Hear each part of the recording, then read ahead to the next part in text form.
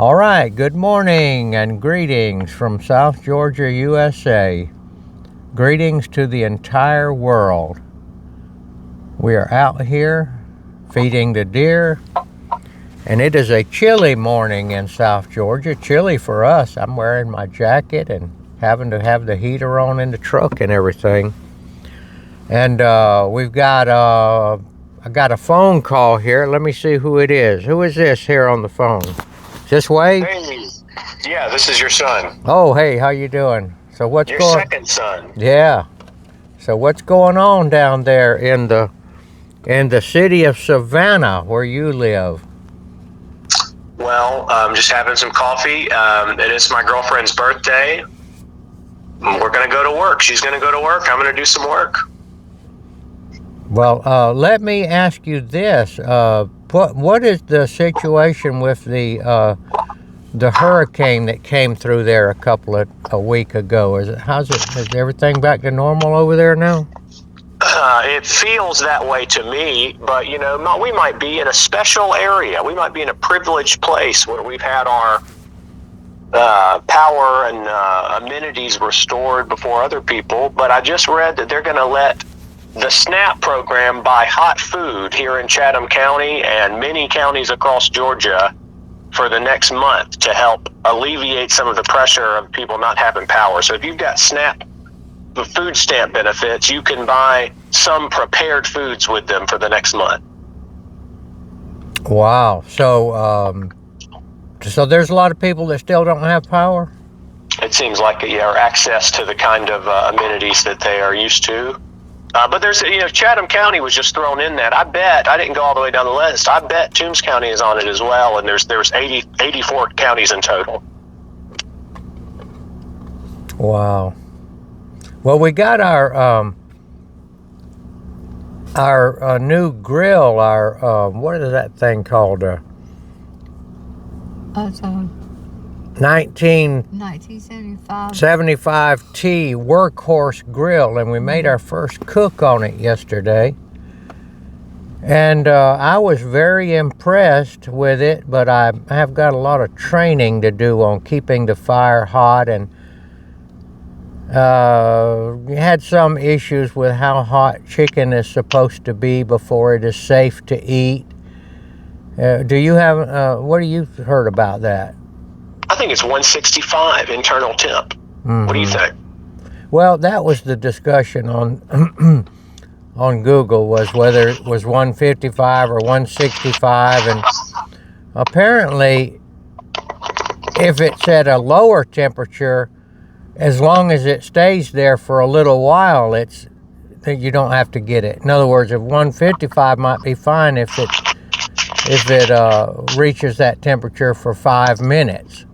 I'm certain that the professionals and food scientists and doctors that came up with that number built in some overlap for safety, right? Yeah. And I'm not saying you'll get hurt for eating under temp chicken once or twice, or who knows. Eventually, though, something might happen. You just try to prevent foodborne illness with a general set of standards, I think, is the easiest way to do it for everybody. Right, and that's processed chicken. That's something that's been in a processing plant. But if you just killed a chicken and ate it raw, I don't think it would hurt you. It's when they put that stuff in a processing plant, and where those different bugs have been built up, what are they, salmonella and some of that stuff. Hey, we better watch out. We're going in a direction we might not want anybody. This is close to the raw milk conversation. We don't want them to know about our opinions on chickens. Yeah, well, I wouldn't eat a raw chicken, but I'll tell you what, my dogs do. Yeah. It don't seem to hurt them. I go by 165. That's what but I think, I don't know. I think I've looked it up or heard it from one of the chefs at one of the restaurants at some point, and I've gone by that. Well, what I found out was that, I already knew this, but if you put a whole chicken in there, it takes forever to get that internal temperature up. But if you say cut the chicken in half, and lay it out, then it doesn't take nearly as long. So, you know. Well, yeah, of course. So for trying to get the job done, you know, having it cut up, it doesn't take any time at all to cook a chicken that way. I don't see any reason you can't cleave the chicken before you throw it in there. Yeah, well, that's what I'm going to start doing. But that's all I cooked was, I cooked some Irish potatoes and some sweet potatoes in there, and I don't think I've ever tasted any better. I mean, it was just, I really like it. And so I'm going to make a video probably today of, not today, I'm going to be too busy today. But soon, I'm going to cook something on it and put it out there on the World Wide Web.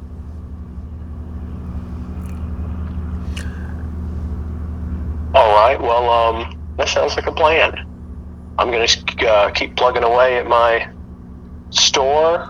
I'm alive. My week has been kind of slow, but my store is alive. It is selling things. Georgia football has been a real saving grace. This is my sister's idea to start labeling anything that was remotely colored that way, and get any of the memorabilia I had up there. And so this past week, some real good items I sold that were keeping me afloat are all vintage Georgia football stuff. So thank God for football. Yeah, especially this time of year, everybody goes crazy over it. Well, how about you guys? If you're feeding up the deer, I guess they haven't escaped yet. No, well, we've got it under control here. I'm feeding them extra and giving them kind of treats, alfalfa cubes, and they're very used to me coming out here every morning. And one of the problems I've got is Georgia Power. I mean, not Georgia Power, but EMC is going to have to come through the deer pen to fix my deep wells, and I'm trying to get them where they having big trucks come in here and all, it will drive them batty. They're not used to that. But God willing, it's going to work out. But in all honesty, right now, the deer, they could walk off this property and go back to Yugoslavia, where these red deer originated. If they could walk off of here and go out of here. But I don't think they want to. They were raised in here, and I'm feeding them good. And yeah, I agree. Why would they want to? But I still have to make arrangements. But I can't get to the back fences to fix them. They're not fixable. I can't even get back there to look at them. Mm-hmm. I can't believe all the paths are still impassable. Oh man, it's like an atomic bomb hit it out here. So you might as well just cut new paths. Is that what you're saying? That's exactly what I'm having to do. It took me 2 days to cut a path just to get back to the deep well. I'm talking just huge numbers of trees down. Wow. Pine trees and oak trees. And the small trees don't get hurt, so I guess the ones that catch the wind, I guess, right? Yeah. Well, we didn't get any from from Milton enough up here in the county to cause any trouble. They said we were going to get some kind of wind off of it, but I never saw any of that. Well, I'll tell you another good. But most of Florida was here all weekend. Thankfully, a lot of people were able to evacuate, and so there was a ton of them here in town. I don't understand it, but I'm at now. I couldn't even use my phone when it first hit, but I'm able to upload videos from the house now, just on the phone. And you weren't able to do that prior to the storm? The internet that I had, no, I could do it with fiber optic cable, but that's gone now. Mm-hmm. But before that, I was using the phone line internet, and it would take 8 hours to do it, or 10 hours. Yeah. So let me ask you something. You said your fiber is gone. Who's providing you internet now? Or you're saying it's just your cell service? It's coming out. It's coming out of the ether. Yeah, it's your cellular service, and it is very fast. It's probably 5G, right? Yes, it is.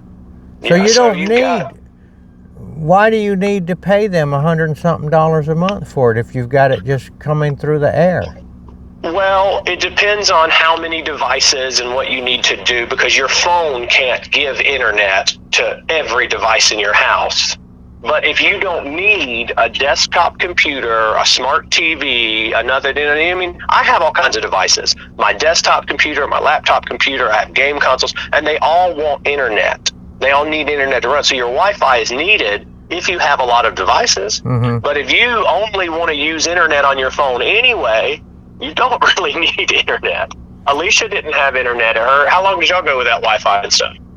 Yeah, they just used it. The girls at the apartment before she moved in here, they just used their phones. They had laptops and they could. Yeah, I guess one of the other girl's boyfriend moved into the house, and he put internet in because he wanted to run his gaming computer and all that stuff. Mm-hmm. So I agree with you. I think that if you just want to use internet on your phone and you don't really need it on much else, then it's fine. You can use your hotspot on your phone to power internet on other devices. I'd do that. No, he does have good enough. Yeah, that's what he said. So his internet is still down. The fiber optic cable is, yeah. Well, I can watch YouTube videos on this phone too, I finally found out. And that's all I was watching anyway, is YouTube. I always look up things on YouTube. I don't watch any regular TV.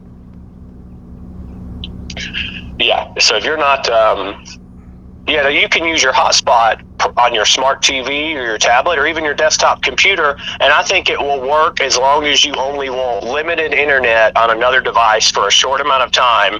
Your hotspot from your phone will do that too. All right, well, let me check I got to wear my glasses again now, and see, now we were, let's see what I got here. I'm at 12 minutes and 6 seconds, so I'm going to wind this up pretty quick, and I'm going to put this out on the World Wide Web and see how it is received with a phone call and collaboration with a special guest. I think this might be a thing that we can do. And the people out there, I'm up to 800 and I think 27 subscriptions now. And I've just been doing this thing where I just sit by candlelight and read the Bible for my videos, and it's been getting good response. I like that. Maybe you could at some point you can get a crackling fire going for Christmas time. You know what I mean? Mm-hmm. I think that'll be good content. That's comforting content. People really want that. That's what people need. All right. Well, that sounds good, Dad. I'm gonna get to work, and all right. I'll talk to y'all soon. I love you. Yeah. Okay. Love you too. Bye. All right. Bye.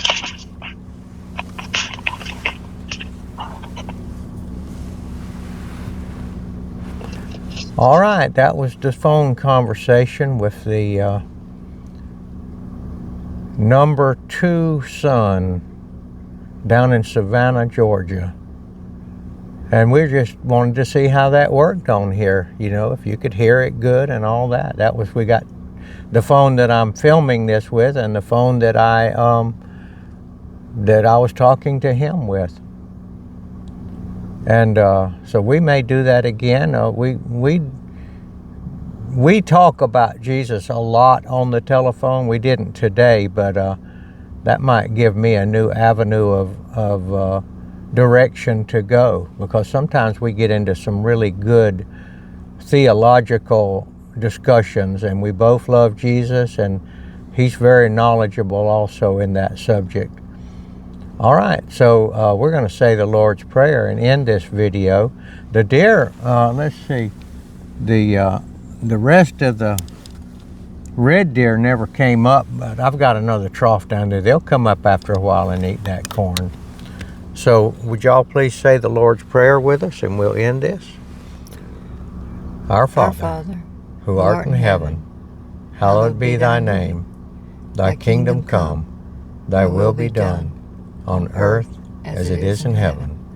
Give us this day our daily bread, and forgive us our trespasses, as we forgive those who trespass against us. Lead us not into temptation, but deliver us from evil. For thine is the kingdom, and the power, and the glory forever. Amen.